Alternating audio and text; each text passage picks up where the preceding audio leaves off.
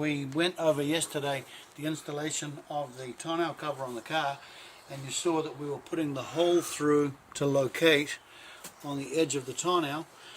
Today we're going to take our tool for installing the lift the dot snaps into the tonneau cover, and that's fairly simple.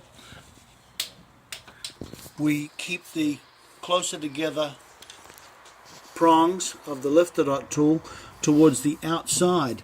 So we're going to center this part, the center hole part, over the hole we've made, and we're going to put this part towards the outside, so it's going to go something like this. I'm going to check it from both directions that it's centered. Centered. Centered. Smaller prongs towards the outside. Centered across the binding on the edge and the stitching on the inside of it. And I can see that I've got it pretty much straight across by eyeballing the holes in the side of the punch here.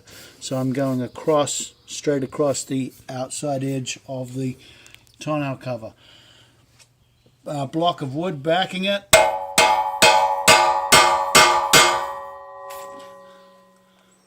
Drive the punch through. Does all of them at once. Now it's a matter of installing our lift the dot snap, and the writing, the lift the dot writing goes towards the outside, as you can see right there. I've just pushed that through. I'm going to flip it over. I'm going to put the backer plate on it. I'm going to flip the whole thing over so you can see what I'm doing here.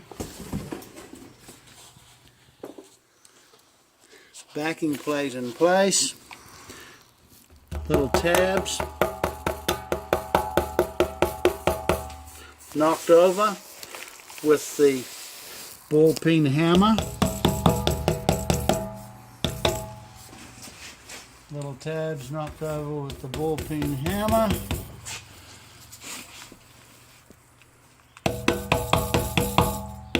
Putting the snap against a block of wood to protect the finish on that.